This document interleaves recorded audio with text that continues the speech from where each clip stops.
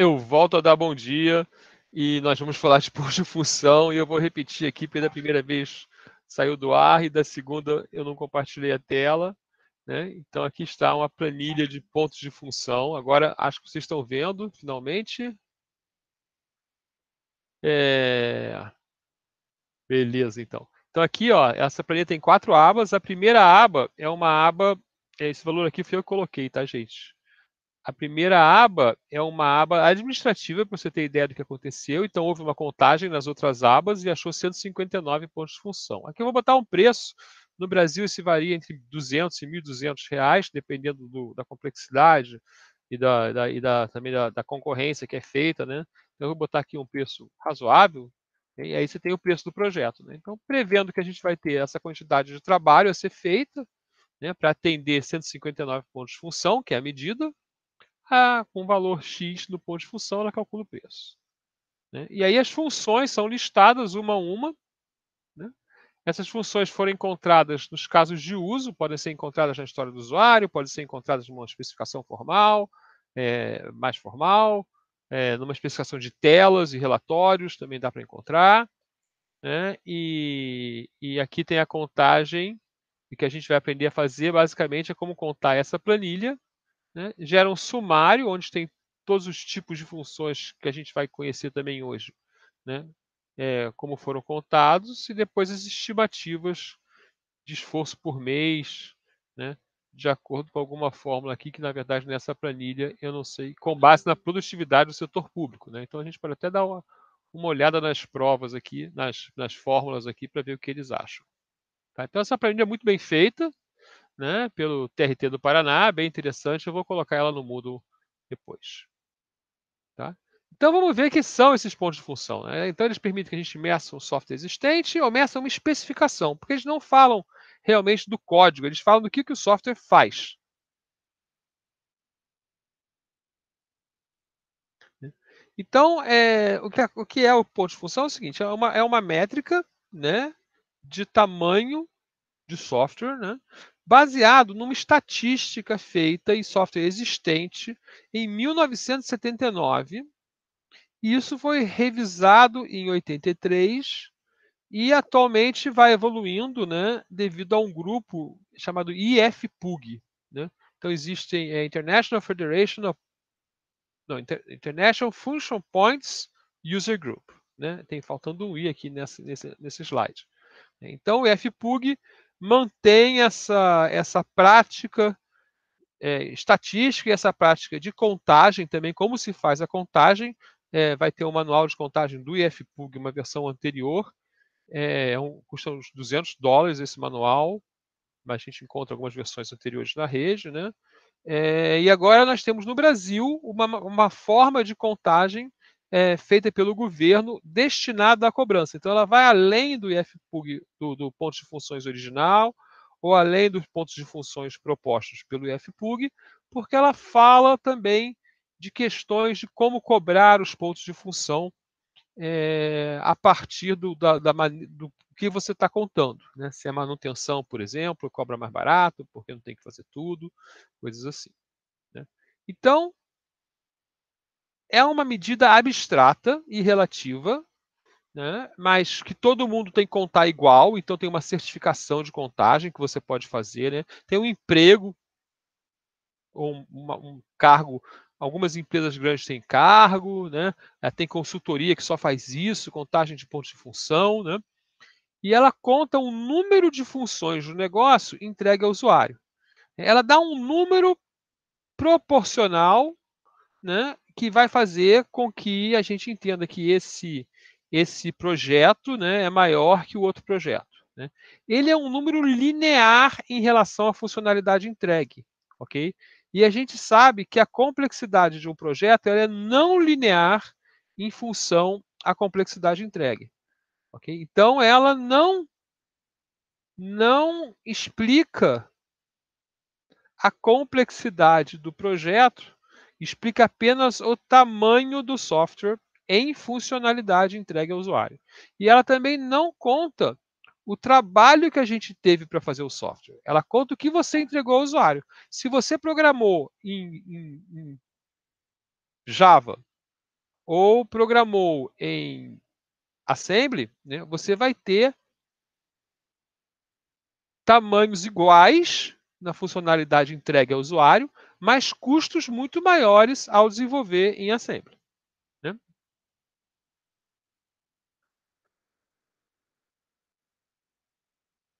A principal vantagem é ter realmente uma contagem do tamanho do software com uma margem de variação na contagem muito baixa. Por que você erra a contagem? Porque tem algumas interpretações que são mais difíceis para os seres humanos, né? Ou você não encontra algo, não vê algo que está lá, né? Ou você conta alguma coisa duas vezes porque interpretou errado, né? Então, para sistemas existentes, onde você conta o que existe, há uma margem de 10%, e para sistemas não existentes, planejados, né, de 15 a 25% de segurança. Eu já vi projeto, né, uma vez veio conversar comigo um aluno de pós, né, me contar uma história, porque ele estava meio frustrado assim, né, onde na organização que ele trabalhava,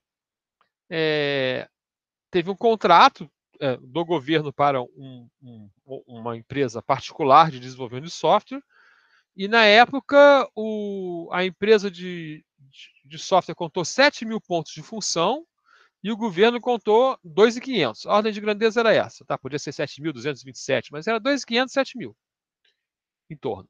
E aí não conseguiram se acertar, então contrataram uma terceira empresa, uma consultoria, que contou 5.000. Ele estava chocado, porque ele é de especialista da área e não via como esse disparate podia acontecer, né? Dado que a especificação estava feita, e normalmente, realmente, isso não acontece, né? Basicamente, como ele fala de função, ele tem uma expectativa de falar do valor do sistema para o usuário, né? Nós já vimos que valor também não é isso, porque algumas funções têm muito mais valor que outras, né? Então, ele vai contar da mesma forma uma função fundamental para o sucesso do seu negócio, né, e uma função que está lá só com uma decoração, né? Por exemplo, num software de venda, né, o fato de ter alguns atributos que caracterizam o comprador, né, vamos dizer, atributos é, é, demográficos, né, sexo, onde mora, idade, tudo isso pode aumentar o custo em pontos de função, porque você tem lá, isso é contado também, né? Mas pode também não trazer nada real, né? Ou não ter tanta importância para o usuário. Então ele está contando que é entregue e não está vendo a importância. Ele serve dentro de condições limitadas para falar de produtividade. Hoje em dia mesmo, ontem eu estava numa reunião, por exemplo, onde se comentou: nossa produtividade era 80 pontos de função por mês, agora passou para 150. E eu fiquei pensando, será que não é porque agora a gente está fazendo mais manutenção, né, e melhorias incrementais nas funções que já existem, e antes a gente estava criando as coisas do zero, né, mas até fiquei calado porque está todo mundo feliz. Então não precisava abrir esse problema, né?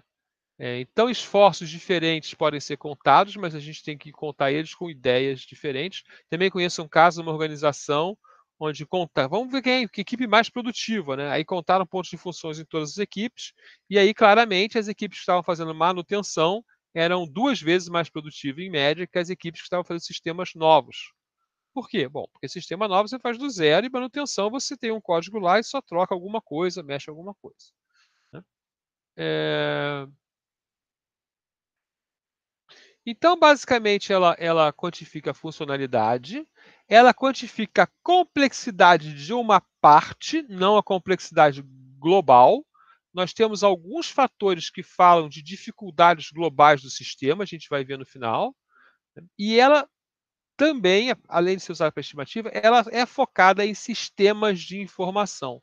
Ela não fala de sistemas que têm algoritmos complexos. Inclusive, tem variações que contam algoritmos complexos à parte. E ela é um passo a passo muito específico. Aqui a gente vai ter uma aula que a gente vai falar de um passo a passo muito específico, que é muito importante para você garantir a contagem, né, repetitiva do tamanho de um software. Então, você quando conta, né, você tem que contar sempre e achar o mesmo número. Como são humanos que contam, isso não tem uma régua, essa contagem geralmente é diferente, mas normalmente, tirando aquele projeto ali do 2.500, 7.000 e 5.000, né, se encontra, se discute, né, como vai se cobrar, né, ou como vai se contar alguma coisa. Então, também estou num projeto agora que os desenvolvedores contam os pontos de função do que foi pedido e depois tem uma reunião todo mês, né, que verifica se a que os compradores checam a contagem, né, dos fornecedores. E aí, às vezes tem uma discussão, mas aqui, olha, você contou essa tabela desse jeito, não é para contar desse jeito, é do outro, e aí se faz um acordo, e geralmente esse acordo é feito rapidamente, né, porque a discussão é bastante técnica, ou pelo menos devia ser, né, bastante técnica em todos os projetos. Nesse é. Então, o processo de contagem, que é importante, né, ele começa com a determinação do tipo da contagem, porque a gente conta de formas diferentes em função do tipo. Ele segue para identificar a contagem, o que ela está contando, então é o escopo da contagem, a fronteira da aplicação, o que está dentro e o que está fora. Isso é bastante importante, inclusive numa das etapas da contagem, porque o que é usado, mas está fora, também é contado, né? Aí você conta as transações ou os dados, ok? Isso, um dos dois vai ser contado primeiro, de acordo com o método. E depois e aí você tem uma coisa que se chama os pontos de função não ajustados. Muitos praticantes hoje em dia, eles param nos não ajustados, ok? Mas em paralelo você pode contar o fator de ajuste, e esse fator de ajuste fala de dificuldades como vai rodar online ou vai rodar em batch, né? E o ambiente que ele trabalha é muito pesado ou é um ambiente que não tem ninguém rodando, só vai ter ele, né? Então, alguns fatores de ajuste perderam um pouco o sentido ao longo do tempo, né? Porque são mais fatores de ajuste para grande porte, né? Para outra, na época, algo que estava acontecendo em 1979. E aí se faz basicamente uma multiplicação, a gente vai ver, para ajustar os PF não ajustados. Inclusive, se não me engano, esses pontos de função eles são normatizados em vários países, então a gente tem variantes que usam os mesmos números, né, mas são normas diferentes. Se não me engano, na Inglaterra só é normatizado não ajustado, né? Os ajustes não foram normatizados. Tá? Então a gente vai agora entrar nesse processo de contagem. Essa aula é uma aula bem detalhadinha, tá? Esse processo de contagem ele começa com a determinação do tipo, né? Então a gente inicia a contagem criando nessa planilha, por exemplo, essa planilha faz esses passos, né? A gente vai falar sobre o propósito da contagem, né? Tá aqui, ó, o propósito da contagem. Levantamento do esforço de desenvolvimento para o módulo de acompanhamento de processo do PJE. Isso é uma coisa importante na área jurídica hoje em dia, da automatização, né? Identifica o escopo, total, vai contar tudo que está dentro desse propósito, né? Identifica a fronteira da aplicação, eles não colocaram. Isso algumas vezes é contado dentro do escopo, né? Descrito dentro do escopo. E deixa isso documentado. Então a gente tem que deixar isso documentado para saber como eu estou contando, né? Para saber se essas coisas aqui, por exemplo, no escopo eu vou dizer o que vai entrar e o que não vai entrar, né? Uma coisa que a gente poderia escrever aqui, né? A gente poderia escrever, por exemplo, de acordo com a proposta de desenvolvimento XYJ, né? E ter essa ideia. Então, o propósito, né, é um motivo da contagem. Então é importante dizer, por exemplo, se eu estou contando um software que eu estou comprando, contando um software que eu estou vendendo e não existe ainda, se eu estou olhando para o meu portfólio de coisas já implementadas e tentando encontrar quanto eu tenho, né, feito de funções entregues aos meus clientes, né? E então isso tem que ficar explícito, tá? E, obviamente, né, os motivos mais comuns são a compra e a venda de um produto de software. Um acordo entre as partes, inclusive, vai ser gerado por esse propósito. A contagem pode ser do tipo estimativa, né? Eu estou estimando e eu já sei então que eu não vou olhar para o software, né? Eu vou olhar para uma proposta de software. Talvez ela contenha já alguma coisa pronta, mas eu estou estimando o meu trabalho. Ou pode ser uma contagem final, está tudo ali, né? E eu vou ver o que aconteceu, né? Basicamente, eu estou procurando um valor para aquele produto que eu tenho, né? E uma empresa pode falar, qual é o valor do meu portfólio de software que faz a empresa funcionar? Aí eu conto todos os meus pontos de função lá, né? E aí eu posso fazer uma conta, como no mercado o ponto de função custa X reais, eu tenho um valor para o meu portfólio de software, né? Que pode ser considerado de alguma forma um valor intangível que a empresa tem, né? E pode ser valorado numa compra, alguma coisa assim.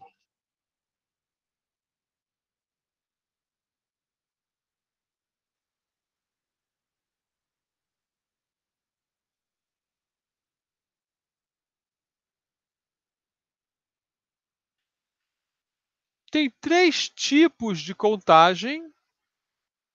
Eu já vinha falando disso, né? Então, eu tenho a contagem de um projeto de desenvolvimento, onde eu vou fazer as coisas do zero, né? Um projeto de melhoria e de uma aplicação. Então, em um projeto de desenvolvimento, né, a gente mede a funcionalidade entregue ao usuário em uma versão onde o software é desenvolvido desde o início. E normalmente eu estou contando sem ter o software.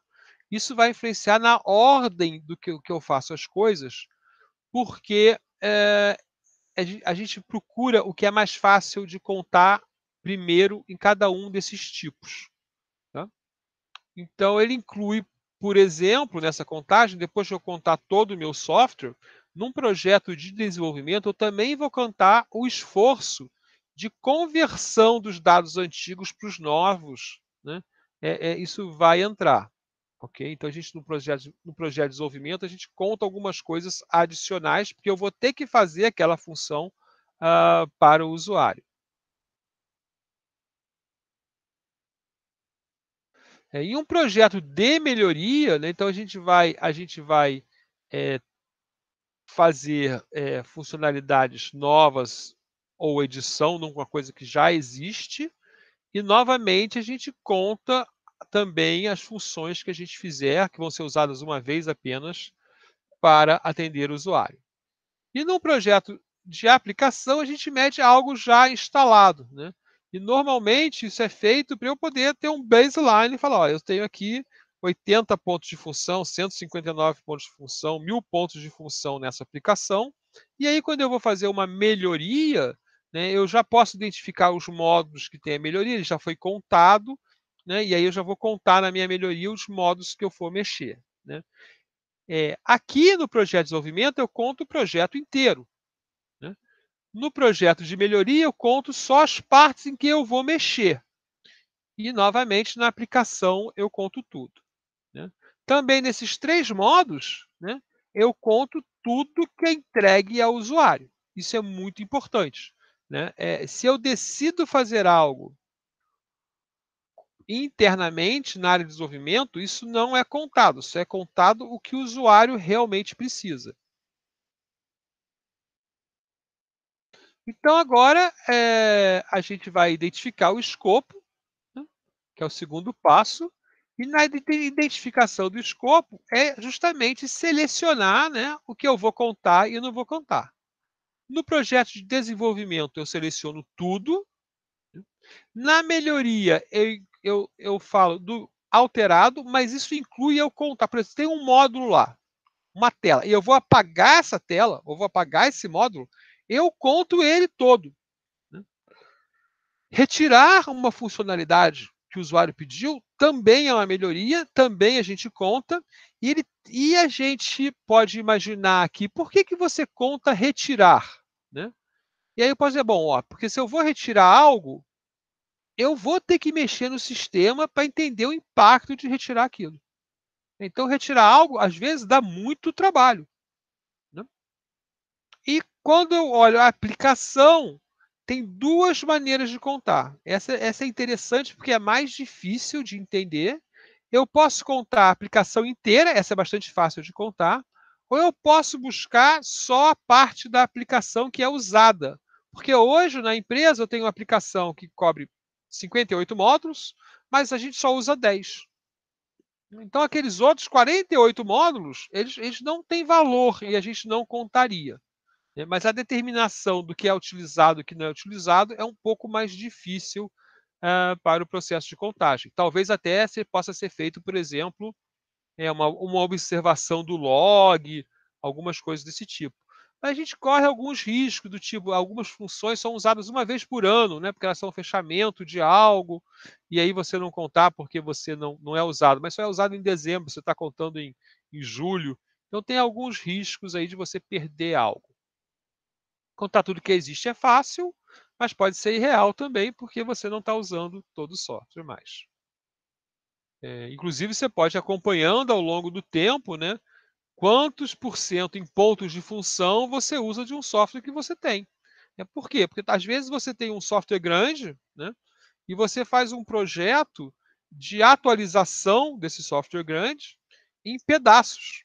Né? Você começa, eu tenho esse banco de dados, tenho esse software aqui, e agora eu vou, que funciona em DOS, às vezes, né? Ou funciona lá em, hoje em dia muita coisa, agora até já está passando essa época, mas muita coisa em Delphi, né? Dado Borland, Delphi, implantado 10 anos atrás, que faz manutenção ainda, e aí você olha, não, agora eu vou substituir por 3 camadas em Java, mas eu não vou fazer tudo de uma vez, vou fazer pedaço a pedaço. Então você vai contando a aplicação e vai lá, sobraram 100 pontos de função, sobraram 50. Isso, sobraram 10, está na hora de matar essa aplicação. Vamos fazer logo esses 10 que estão faltando e vamos matar a aplicação. Então você começa a ter entendimentos, né? Quando você conta isso, você começa a ter entendimentos típicos de gestão de portfólio, né, que é uma função importante na gestão de todo o software que você tem da empresa. Né? Um gestor de TI, né, ele tem que ter ideia de todos os aplicativos, todas as aplicações que rodam na empresa, né, todas que são usadas, todas que estão em transição, e quando que elas vão ser apagadas, né, retiradas de funcionamento, porque isso pode influenciar muito no custo, né? A gente viveu há pouco tempo atrás uma grande transição do que se chama plataforma alta, né? Que são os grandes portes, que tem um custo altíssimo por ano, né? Eu participei, acompanhei, na verdade, eu acompanhei nesse caso, né? Projetos que a plataforma alta custava pelo menos 2 milhões de reais por ano, e são trocados por uma plataforma baixa, né? No caso, foi trocado primeiro por uma workstation que custou 100 mil reais, e é isso, né? Comprou a workstation em vez de alugar a plataforma baixa, e depois foi transportado para um PC de 10 mil reais, né? Comprar dois até, né? Para ter backup e tal. Então, essa mudança, né? Você tem que entender quanto do software está transitando nesse caminho aí.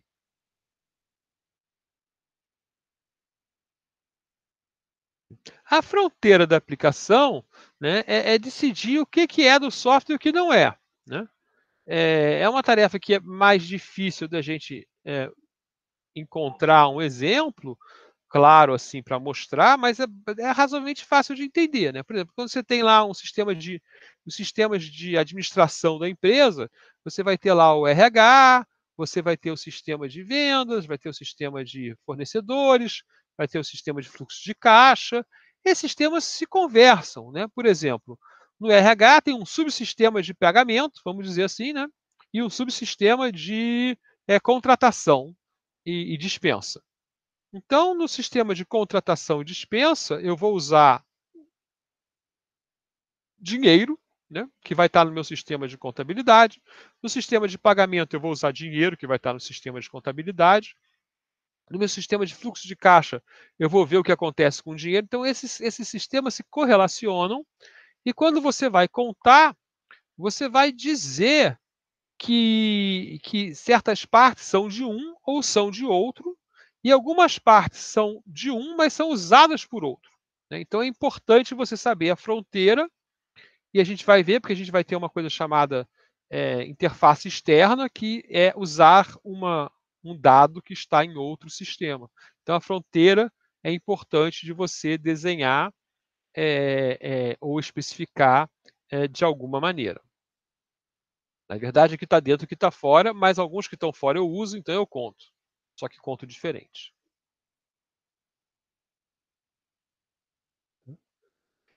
E agora a gente tem a contagem realmente. Então, tudo isso foi uma preparação, ela aparece no método, ela é importante. Você pega um copo d'água para mim? Sem gás. E nós temos aqui, então, essas duas contagens que podem ser feitas. Tá? Então, eu tenho que. A gente chama de funções transacionais e funções de dados. Tá?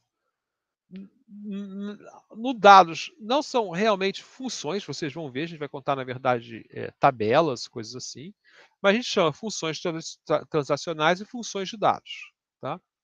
E a gente vai ter que, na contagem, dividir essa contagem tanto das funções transacionais como das funções de dados em dois passos, a identificação e a avaliação da complexidade. Tá?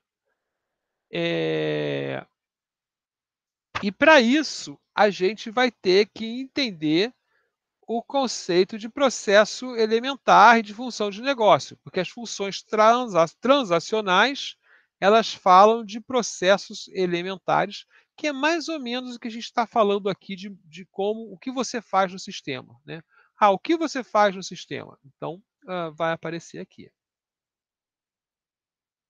Então, como a gente identifica a função de negócio? Normalmente, a gente parte de algum documento, tá?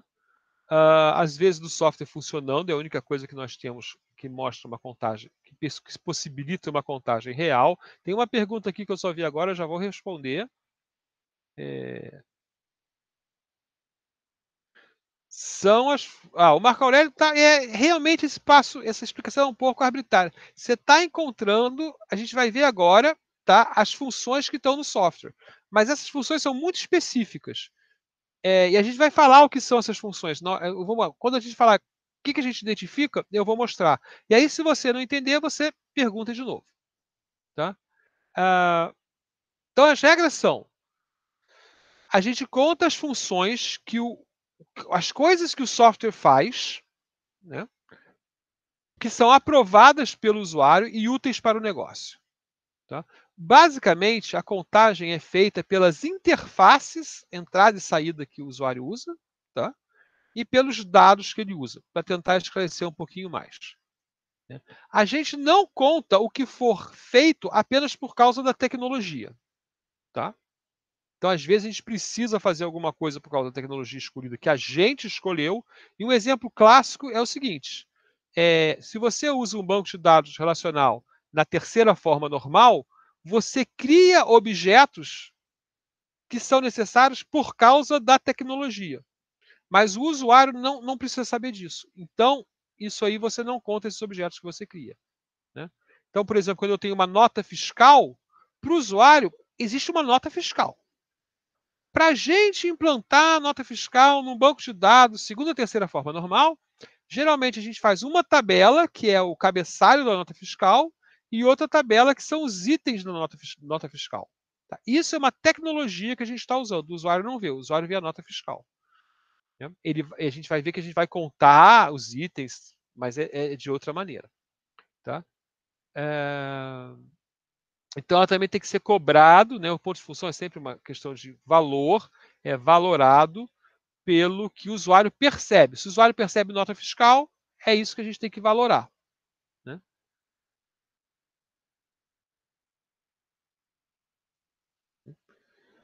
Então, uma função, para ser contada, ela deve beneficiar claramente o usuário, ser especificamente aprovada pelo usuário e influenciar o projeto em algum grau. Você tem que estar fazendo alguma coisa com ela, né?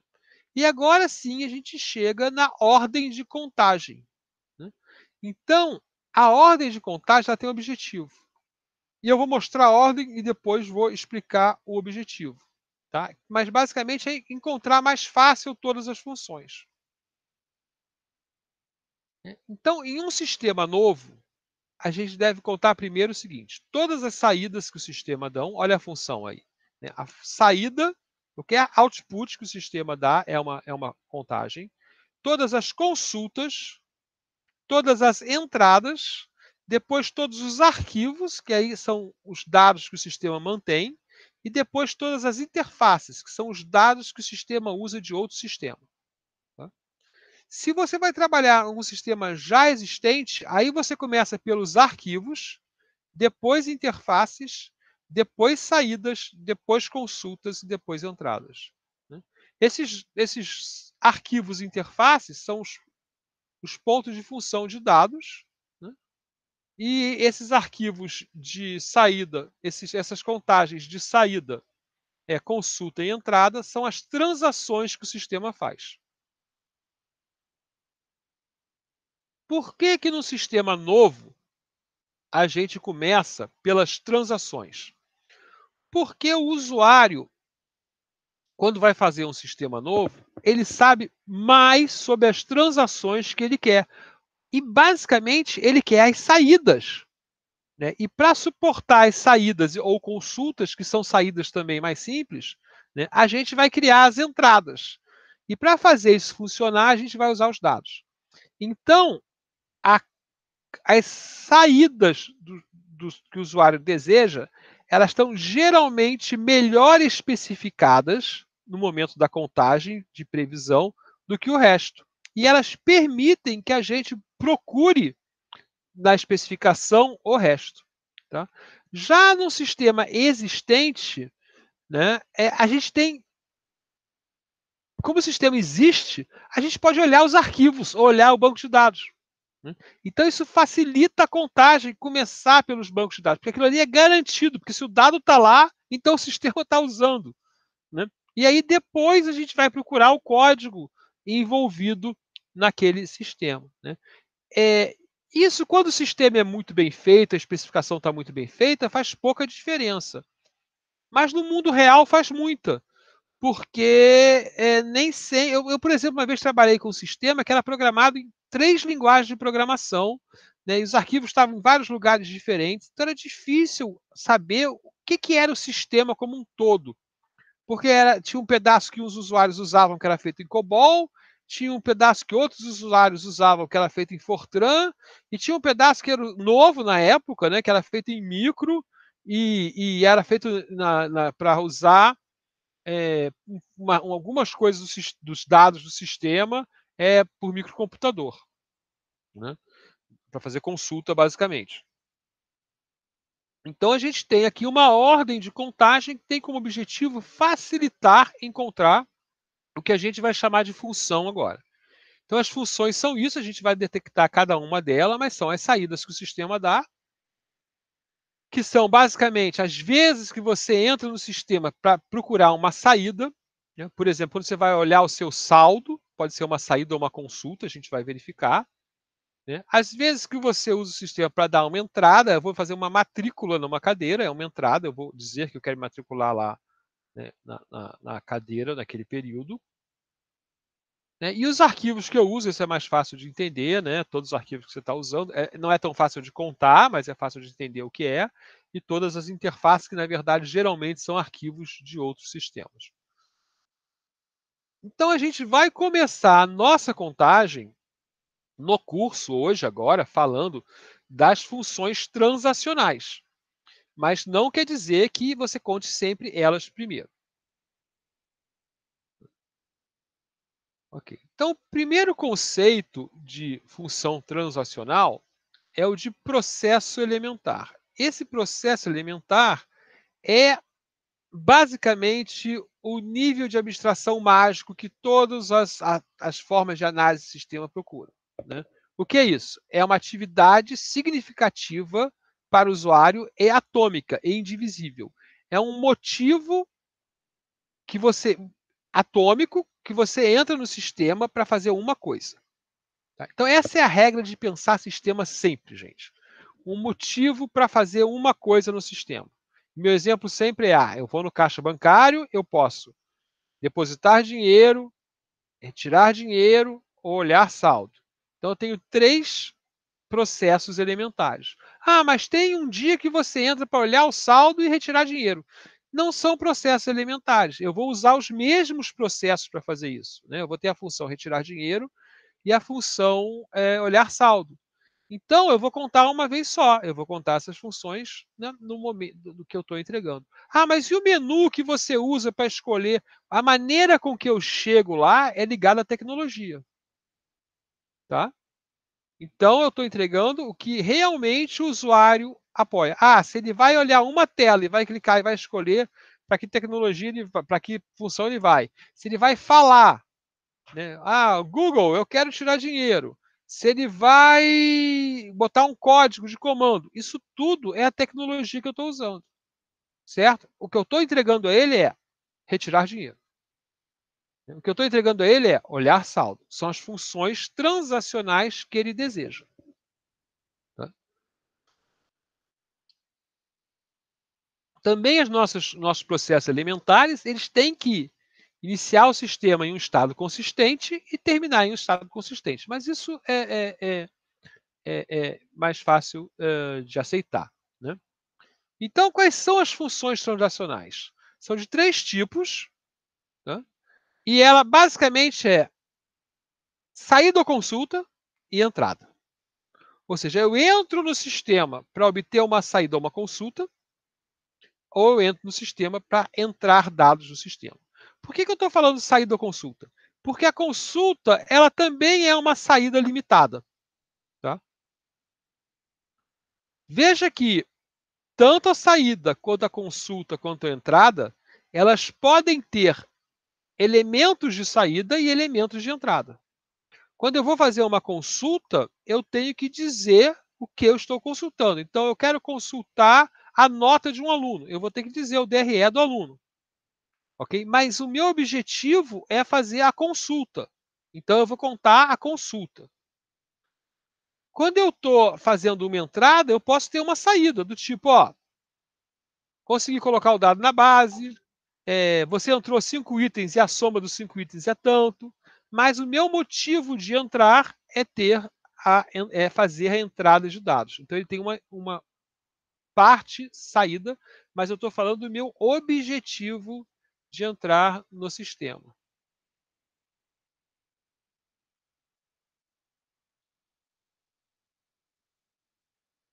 Então uma saída externa, que é o nome, saída externa ou external output, né? Significa que uma informação ela cruza a fronteira do sistema, ela sai para fora, né? E são funções de negócio que o usuário são informações de negócio que o usuário final pode receber e ela representa basicamente relatórios, telas ou mensagens de erro como um todo, né? Tipos de mensagem de erro, tá? E uma consulta externa é uma saída simples e imediata, que não tem alteração da base. A gente vai ver como isso é contado, né, comparativamente daqui a pouco. Né? E normalmente é o seguinte: ela não faz conta, né, a não ser agregação somatória da coluna, acho que isso pode fazer. Né? E tem uma chave simples, não tem muita seleção. Tá? E entrada são processos elementares que recebem a informação de negócio e fazem a manutenção do que a gente vai chamar depois de arquivo lógico interno. Tá? E aqui minha observação, né? Uma saída externa pode conter dados de entrada, uma entrada externa pode conter uma saída, né, uma impressão, né, alguma coisa desse tipo. E as consultas são saídas externas que são simples. Tá? Então, como eu identifico uma saída? Aí, olha só, parece que já ficou fácil de contar, né? Poxa, então todo relatório é uma saída. Encontrei o relatório. Ele é uma saída. Encontrei o relatório, ele é uma saída. Né? Só que a gente tem algumas regras de contagem em função do que a gente entrega para o usuário. Tá? Então, por exemplo, cada formato utilizado, né, que foi demandado pelo cliente, né, é uma saída diferente. Então, se o seu cliente quer, eu quero esse relatório em PDF ou em HTML, na verdade, ele está pedindo duas coisas para você. Então, você vai contar vai identificar duas saídas. A gente vai contar depois, por enquanto a gente está só identificando. Né? Também cada tipo de lógica para gerar informação. Então, por exemplo, se eu posso gerar um relatório, né, por vendedor e por loja, são duas maneiras de organizar esse relatório. Né? Lógico, são dois procedimentos distintos. Né? E a gente conta a duas vezes também esse relatório, porque na verdade eles são dois relatórios. Né? Certas linhas, por exemplo, como sumário e total, não são contadas como novas saídas. Você tem um relatório com total e sem total? Ok, isso não faz diferença, é o mesmo relatório. Tá? E, novamente, né, uma saída externa pode ter uma parte entrada. Por exemplo, se eu quero um relatório filtrado por loja, né, eu vou escolher lá as lojas. A gente conta esses campos, né, dentro da saída depois. Mas não é uma entrada, porque a intenção do usuário não é ir lá e selecionar as lojas. A intenção do usuário é obter este relatório. Para obter esse relatório, é exigido que a gente pergunte o quê? Né? E por isso que a gente vai ver depois, né, que as saídas custam mais que as entradas. Né? Porque as saídas, que já são mais complexas, né, elas normalmente elas têm uma dificuldade maior de gerar a saída, né, e também exigem entradas. Okay? Porque a saída tem um formato, né, são mais difíceis. Tá? Identificando consultas. Basicamente, o que você vai fazer, né? Eu recebi um plim aqui, não sei se é uma pergunta, deixa eu vou procurar aqui, peraí. Opa, tá aqui. A gente conta tanto as saídas como as entradas, então? Não, Marco, eu não sei se eu te entendi. Quando a gente conta a saída, a gente não conta a entrada que ela tem. Tá? Ela é parte da saída. A gente conta as saídas, os motivos que os usuários querem uma saída do sistema, basicamente quando o usuário entra para pedir um relatório, né? Ou para olhar um resultado.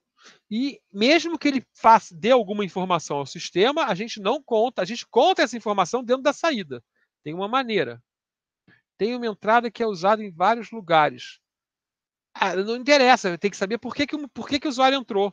Por exemplo, se eu tenho uma tela que é usada em vários lugares, eu tenho que saber se o usuário entrou para usar aquela tela de maneiras diferentes ou simplesmente está reusando aquela tela. Tá? Por exemplo, se eu tenho uma tela de cadastrar clientes, que eu posso entrar diretamente, né? Ou posso entrar no meio de uma venda. É a mesma entrada. Não vou contar duas vezes. Eu estou entregando uma coisa. A gente primeiro está identificando, tá? Depois a gente vai ver como a gente conta. Ok? Vai ter valores diferentes, porque saídas custam mais do que consultas e custam mais do que entradas. Ok? É uma regra. Então a gente identificou a saída, ok? Então o que é a saída? A gente vai ter uma tabelinha final para separar saída de consulta, mas basicamente entendam que uma saída é uma função que você entrega ao usuário quando o usuário quer buscar alguma informação no sistema. Todas as maneiras dele entrar no sistema, que tirar dinheiro, pedir saldo, pegar extrato, todas essas coisas são saídas que ele deseja. Então, essas coisas, pedir lista de vendas no dia de hoje, essas coisas eu vou contar como saída. Algumas delas são tão simples que eu vou contar como consulta. A gente vai ver daqui a pouquinho a diferenciação. Né?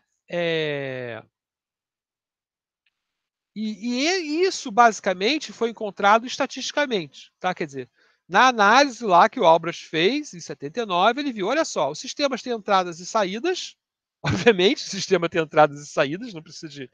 E aí ele descobriu, mas tem um grupo de saídas que não é tão complicado, então ele não gasta tanto tempo. Na prática, ele fez uma conta estatística do esforço necessário para criar aquela funcionalidade. Tá? E aí ele fez uma média da diferença entre esforços. A gente vai ver daqui a pouco. E uma consulta não pode calcular nenhum valor. Calculou algum valor, vira uma saída. Tá? E, finalmente, as entradas é quando eu vou adicionar, modificar ou apagar a informação. Certo?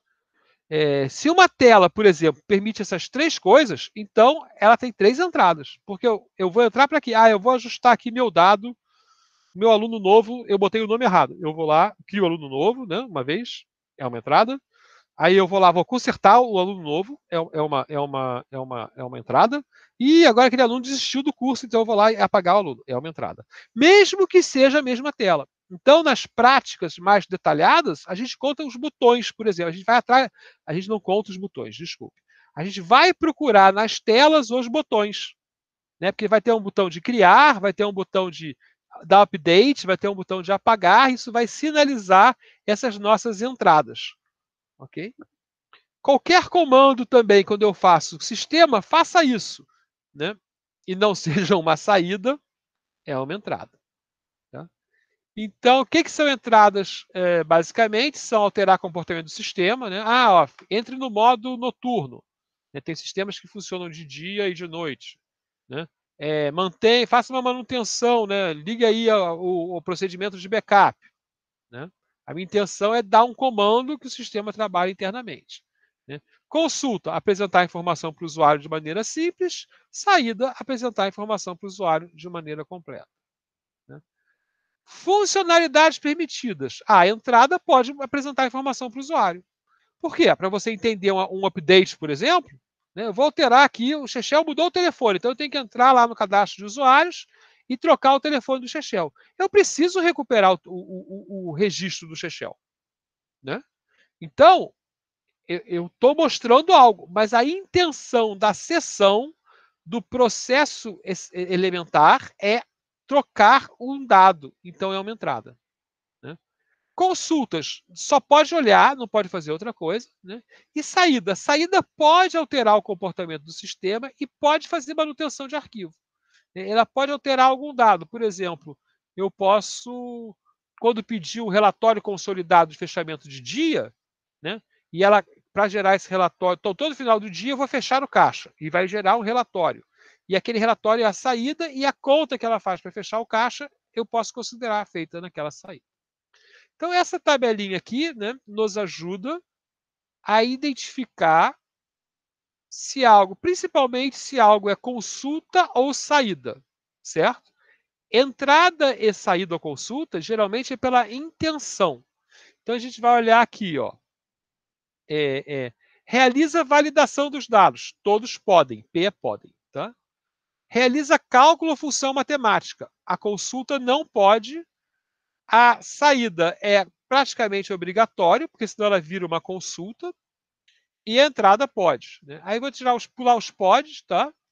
Altera ou inclui ao menos um dado. A entrada tem que alterar ou incluir ao menos um. A saída pode, na verdade, pode aqui e a função não pode. Né? Referencia ao menos um LFIF. Aqui é pode e aqui é obrigatório. A consulta tem que referenciar. Né? E aqui a gente segue com os nossos... Prepare e apresente informação fora das fronteiras do sistema. Basicamente, gera um relatório. A entrada pode, porque, por exemplo, a entrada pode te dar o recibo.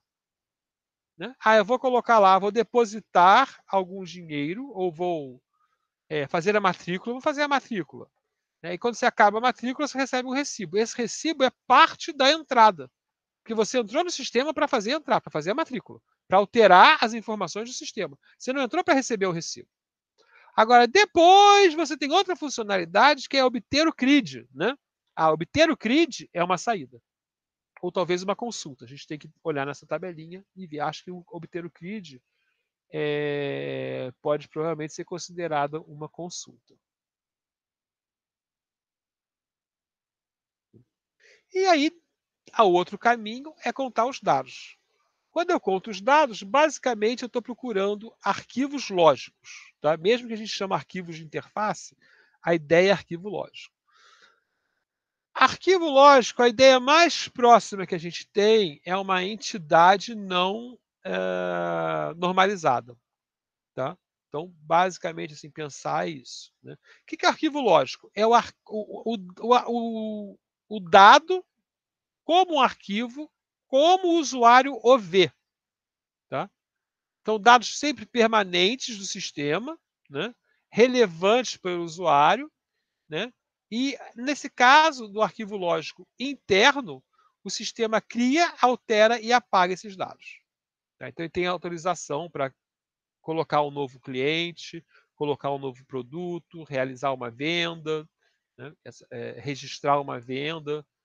Então, essas coisas são feitas no arquivo lógico interno. Né? Um arquivo de interface externo, ele contém dado relevante ao usuário guardados em outra aplicação. Então, outro sistema mantém esses dados. Normalmente, você vai só consultar um arquivo de interface externo. Né?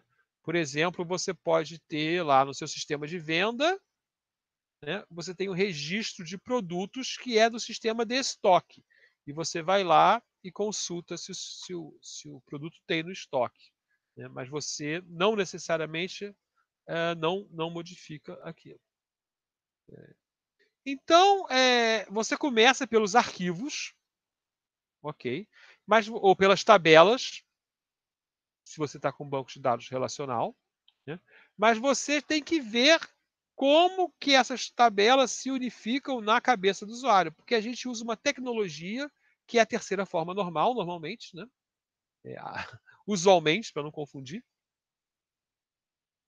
E essa é uma parte difícil, né? Porque a nossa cabeça é modelo de dados e a cabeça do usuário é negócio. Tá? Então a gente tem que. Uma solução boa para fazer esse trabalho é olhar o modelo ER ou olhar o desenho do modelo de dados, né, e identificar os grupos que são normalizados, ou seja, que representam, na verdade, uma coisa só para o usuário. Tá?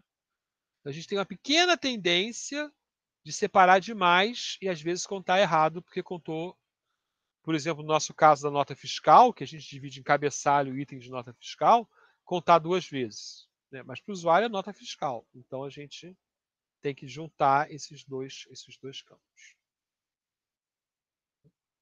Identificando arquivo externo. É o mesmo trabalho, né? Só que são com os arquivos que não são da responsabilidade do sistema. Uma coisa que também não se conta, né? E agora eu não sei, peraí. Agora eu sempre tenho essa dúvida.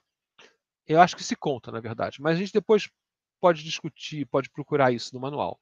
Né? Tem arquivos que você cria, por exemplo, a lista de estados no Brasil, né? Lista de CEPs. Né? Isso aí você cria, ele atende o usuário de alguma maneira, né? E agora eu não me lembro se você conta ou não. Tá? E a gente tem que olhar esse dado. Depois vocês me cobram. Né? Então agora a gente tem toda a identificação. Tá? A gente identificou, olha, eu achei essa saída, essa entrada, essa consulta, esses arquivos aqui dentro do meu controle, esses arquivos aqui fora do meu controle. O que eu faço agora? Agora eu tenho que contar. Né? E para contar, eu tenho que detalhar essa informação. Ou seja, eu vou contar função a função, novamente iniciando pela saída ou iniciando pelo arquivo interno. Tá? Você já identificou. Então, o que a gente tem na planilha no início, tá? É o seguinte, ó. E a discussão principal é essa aqui. Tá? Por quê? Eu falei aqui. Ó. Login é uma função. Tá? Eu vou dizer para vocês, eu não acho que se deva contar login. Né? Isso aí, mas pode ser que esteja no manual que conta login. Tá? Então, na verdade, eu não sei. Né? Inclusive porque tem o manual brasileiro e tem o FPUG, então, mas certamente, né, Isso aqui, por exemplo, é um arquivo de interface externa. Isso aqui é o seguinte, ó, isso aqui ó, é um arquivo de interface externa, tá? AIE. Esses códigos as pessoas sabem de cor, né? A gente são 5 códigos, SE, CE, EE, AIE, ALI. A gente usa esse termo, isso aí é um AIE, né? Vai cobrar, não vai cobrar, tal. Tá? Então isso aqui certamente é o arquivo que fala que juízes existem. Né? Esse arquivo não está no controle do sistema. Então, ele é um arquivo de interface externa, né? E ele foi identificado. Tá? Então, vou marcar aqui que a gente concorda com essa identificação. Tá? Aí tem advogados. Advogados a gente concorda e partes a gente concorda. Beleza. A gente identificou os 3. Vamos supor aqui que eu esqueça de alguma coisa. Eu esqueci dos advogados. Tá? Esqueci dos advogados. Vou botar vermelho aqui. Esqueci. O que vai acontecer? Né? Se eu esquecer dos advogados, eu vou perder todos os pontos de função dele. Tá? Se eu acertar os advogados, não, eu coloquei lá, e contar errado, eu vou perder só, ou botar mais, só alguns pontos de função. Tá? Então, é muito importante identificar a existência antes, né, para garantir que você identificou tudo, e depois só olhar para cada coisa que você identificou, qual é a complexidade. Tá? Aqui a gente não tem uma tabelinha, que é importante em alguns sistemas, tem planilhas melhores, que elas calculam a complexidade para você. Né? E a gente vai ver como a complexidade é calculada. Opa, fiz besteira aqui. Estou aqui. Então, a primeira coisa que a gente vai usar para calcular complexidade é o conceito de hatch. Tá? Hatch é um tipo de elemento de registro, tá? Que é o seguinte, é um subconjunto de dados, né? Que você usa no arquivo. Então, por exemplo, quando eu tenho uma nota fiscal, eu tenho 2 subconjuntos de dados. Eu tenho o subconjunto de dados, que é o cabeçalho, e o subconjunto de dados, que é o item de nota fiscal. Então, lembra só que eu falei, quando você tem um modelo de entidade de relacionamento ou um modelo de banco de dados na terceira forma normal, né? Você, na verdade, você tem um arquivo, mas você tem 2 hatch. Tá?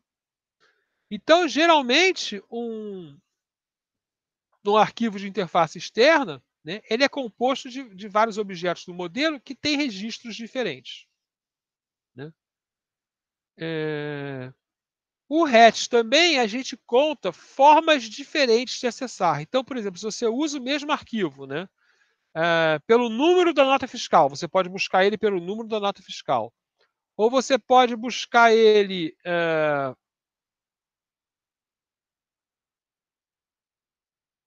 pelo... Melhor do carro, meu exemplo aqui. O carro, por exemplo, pela placa ou pelo chassi, aí você vai ter 2 arquivos lógicos. Tá? Porque o usuário pediu para você 2 formas de acessar, então é uma exigência do usuário. A maneira que você implementa, né? Eu usei um banco de dados relacional com 2 chaves, é uma gestão sua de tecnologia. Então, os nossos itens de dados são os campos. Né? Então, outra coisa que a gente tem que identificar são os campos. Então, a gente identifica os registros de dados. Aqui, desculpe, gente, está faltando alguma transparência. Está falando aqui em como eu identifico o tamanho de uma saída, de uma entrada, de uma transação. Tá? É quantos registros eu uso e quantos itens de dados eu tenho, como campos, mensagens, valores. Tá? Então, basicamente, é o que vai aparecer numa tela aí, né? E nas saídas também valores similares. Tá? Em consulta são só os campos e o clique. Okay? E os botões são contados. Então, o que eu tenho aqui é o seguinte, desculpe, eu agora me confundi um pouco, mas isso vai ficar bem claro agora. Quando eu estou contando um arquivo interno, lógico, tá? Eu tenho que olhar o seguinte, eu tenho que olhar quantos registros e relacionamentos ele tem. Ok? Ou seja, registros são formas, são grupos de dados, né, diferentes que aparecem no meu arquivo. Tá? Nota fiscal tem pelo menos 2 grupos de dados, o cabeçalho e os itens. Né? Deixa eu ver se a gente consegue pensar aqui. Esse é o exemplo que eu tenho na minha cabeça. Tá? Mas a nota fiscal, se ela se relaciona com outro arquivo, né, então ela vai ter mais um relacionamento. Né? Então a gente vai ter, vamos dizer que a nota fiscal seja relaciona com uma venda. Então ela vai ter 3, a gente chama aqui de hatch. Tá? Nesse lado aqui a gente vai contar 3. Opa, então eu estou aqui. Né? Mas a nota fiscal ela tem quantos campos? Né? Bom, o registro lá, 1, né, que é o nome do comprador, CPF, endereço, data, vamos dizer que tenha 15. Né? E o item? Um item de dado, mesmo que ele se repete, ele só tem a gente só conta o registro. Um registro é número do item, nome do item, ID do item, quantidade do item, preço total. Preço único e preço total, 6. Então 15 mais 6 dá 21. Então, esse arquivo lógico interno, né, esse ALI, a gente vai dizer que ele tem 3 hatches e 21 itens, então ele é médio. E médio vale 10 pontos. Tá? Se ele fosse um arquivo de interface, eu estaria usando a nota fiscal para fazer alguma coisa, mesmo que seja para imprimir ela toda, né? Então ele seria médio também, mas como uma interface eu não gerencio, quem gerencia é outro sistema, ela só custa 7. Tá? Poxa, mas na planilha, é interessante, na planilha, tá aqui, ó, e aí é 5. Então a gente sabe o seguinte, ó, a tabela de advogados, né, ela custa 5, né, porque ela tem complexidade baixa, então ela só tem um registro, ou 2 ou 5 registros, porque eu tenho esses aqui, né, e tem no máximo 50 itens. Então eu tenho uma ideia do tamanho dessa tabela, né, e com isso eu tenho uma ideia do esforço que vai ser necessário para trabalhar com essa tabela, né, e ela é simples. O desenho basicamente é sempre esse, né? É simples aqui os 3 do cantinho, médio a diagonal e complexo os 3 do meio, os 3 do outro cantinho. Tá? Então, aqui faltou um nome. Né? Então, o que eu estou contando aqui? Eu estou contando arquivos ou interfaces, né? ALI ou AIES, podia até botar aqui logo, né? E as regras são essas aqui. Né? O que é um hatch, que é a primeira, que é a coluna. Desculpe, gente. O que é um hatch e o que é um item de dados, um det. Né? E os hatches são esses aqui. Os hatches são esses aqui.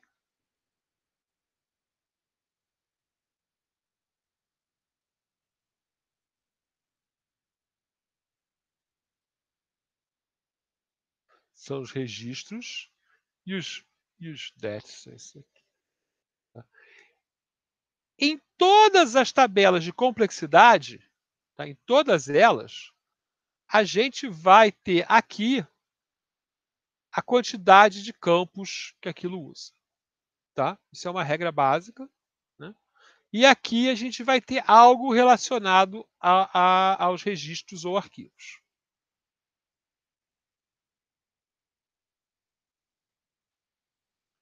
Então vamos lá. Então, quando eu estou trabalhando agora com saída, né, eu vou contar o quê? Eu vou ver a quantidade de ALIs e AIEs referenciados. Né?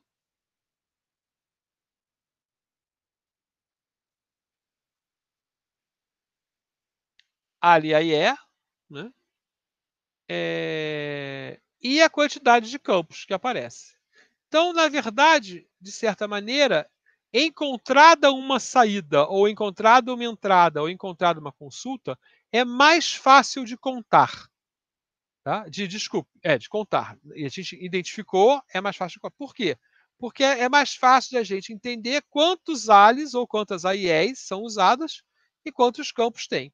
Quando você vai para AIE ou ALI, você tem que entender os tipos de registros ou os relacionamentos. Então, complica um pouquinho mais, porque você tem que modelar corretamente. Mas se você modelar errado uma AIE, né, por exemplo, pegar a nossa nota fiscal, nosso exemplo, que por enquanto é o único que eu sei, né, e colocar lá como se fosse 2 arquivos, aí você vai impactar a nossa saída ou a nossa entrada. Né, porque você vai estar falando de 2 arquivos quando só era um. Né? E no caso da saída, ó, se você tem 2 arquivos, você já muda de coluna. Certo? Então a gente tem essa tabelinha onde a gente conta arquivos e itens na saída, arquivos e itens na entrada, né? E arquivos e itens na consulta.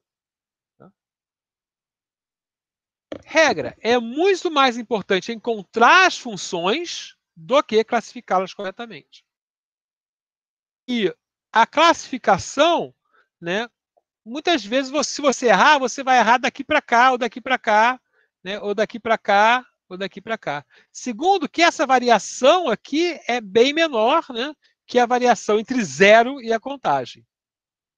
Então, a preocupação muito importante, real, né, é a gente encontrar os pontos de função.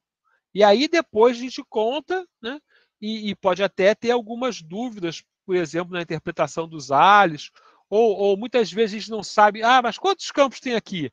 Aí tem 5, ou tem. A gente planeja 5 campos, mas no final tem 7. Né? Bom, olha só, daqui vem para cá, daqui eu erro em 1, né? Só se tiver mais de 4 arquivos que eu vou errar em 2. Mesmo assim é menor.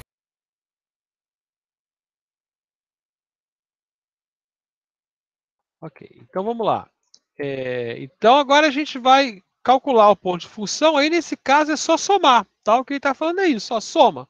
Geralmente a gente faz uma tabelinha desse tipo para ter uma visão geral da soma. E o que aparece aqui na planilha do TRT. Tá?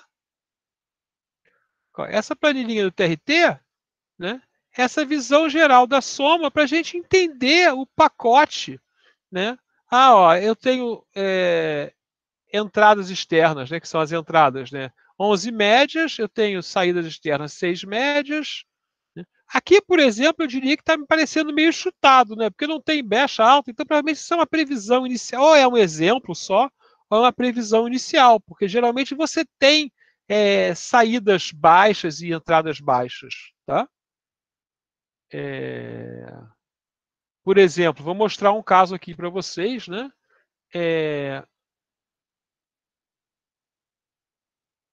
Se você está, né, cadastrando algo, né, para ela em um arquivo só, né, tem que ter mais de 15 itens, mais de 15 campos para ser mais que simples, né, para ser médio. Tá? Então, a gente muitas vezes tem cadastro com menos de 15 itens, né? Ou até 15 itens, então vão ser simples. Então, aqui me parece que é uma previsão, né, inicial, onde decidiram colocar as entradas, saídas e consultas todas como médias. Tá? Para quê? Para contar alguma coisa, né? Mas não tem certeza do resultado. Para ter uma estimativa. Isso aqui é uma estimativa, né?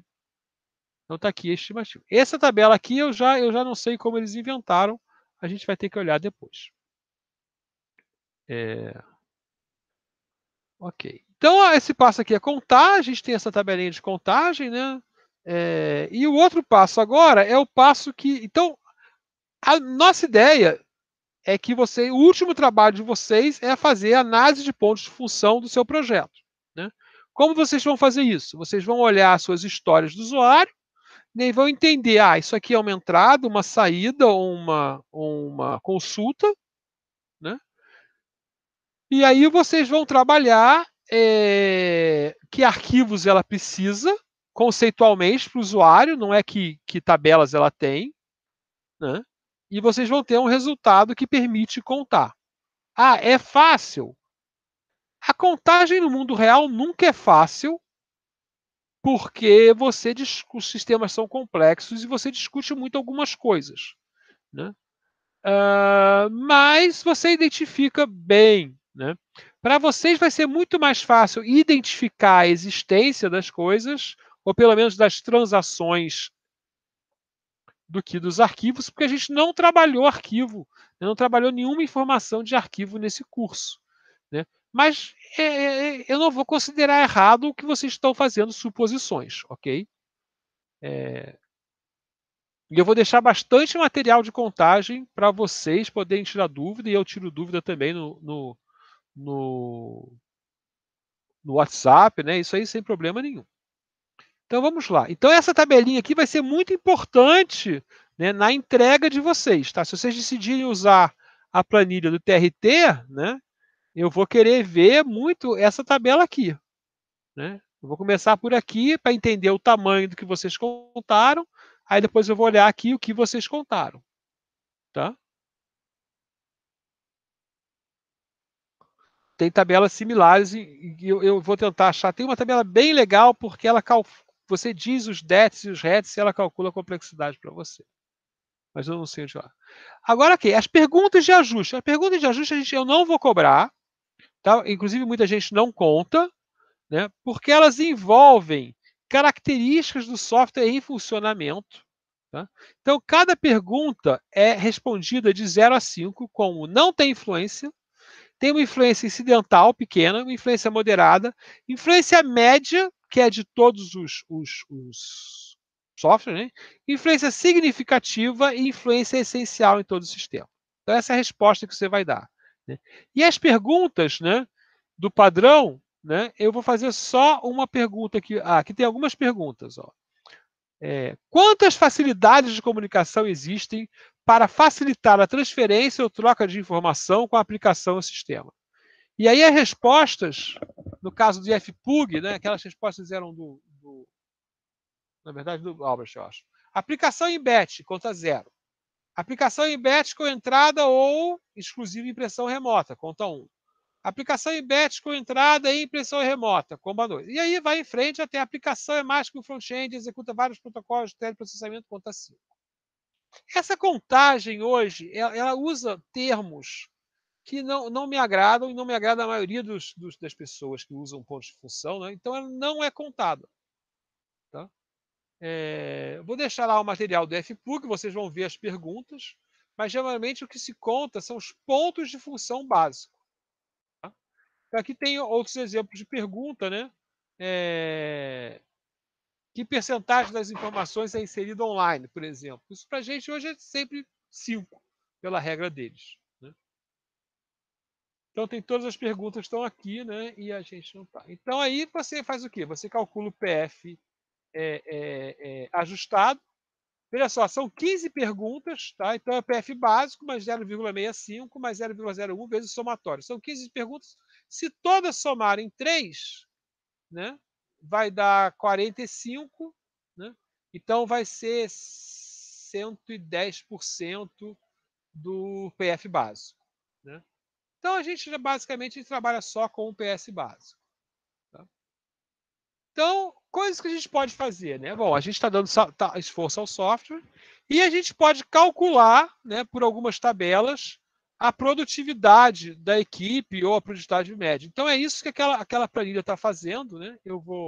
Aqui a gente tem linhas de código por ponto de função que a gente usa para entrar no Cocomo, tá? Mas não tem interesse agora. Mas vamos olhar aquela tabelinha lá que ele mostrou, que é o seguinte: ó, estimativas, tá? Então ele está falando aqui, ó, estimativa com base na produtividade do setor público. A produtividade do setor público é 0,23 pontos de função por hora. Significa o quê? Para fazer uma tela de saída, né, ou para fazer um relatório simples, que custa 5 pontos de função, que é avaliado em 5 pontos de função, como eu faço 0,23 por hora, um programador médio, trabalhando com o governo, né, demora 25 horas para fazer uma tela de impressão. Tá? Isso é uma estimativa. Tá? Então, como ele tem aqui PF por hora 0,23. Então, ele tinha 159. Então, o trabalho por hora vai ser aproximadamente 690. Então, o total de horas, o esforço, aqui é o esforço previsto em pessoas hora. Em pessoas mês, né? Ele considera que uma pessoa trabalha 120 horas, né? Trabalho em horas mensal, trabalho mensal de uma pessoa em um mês, em horas. Então, ele vai precisar esforço previsto em pessoas mês. Aí ele tem essa divisão aqui proporcional que ele acha que vai usar aqui, né? É 20%, 30%, 40%, 10%. Isso é uma famosa rule of the thumb, né? Regra do dedão. Ou seja, um guideline, uma observação, né? Esforço da atividade, então aqui é por hora e aqui é por mês e hora, né? E aqui em ponto de função, o que vai ser acontecer, né? Então calcula que o prazo máximo seria 3 meses, né? E uma fórmula Prosergues, tá? Que é uma variação de uma coisa que se chama modelo COCOMO, né? Então essa conta aqui é uma conta que pode ser feita e tem um modelo COCOMO que ajuda a fazer isso, e a conta do Prosergues é essa aqui que leva até um logaritmo neperiano, tá? E é comum, essa conta é exponencial, essa conta. Tá? Ok, então vou parar a gravação aqui, faltam 15 minutos para ela acabar e a gente pode conversar sobre esse assunto, vocês podem fazer perguntas, né?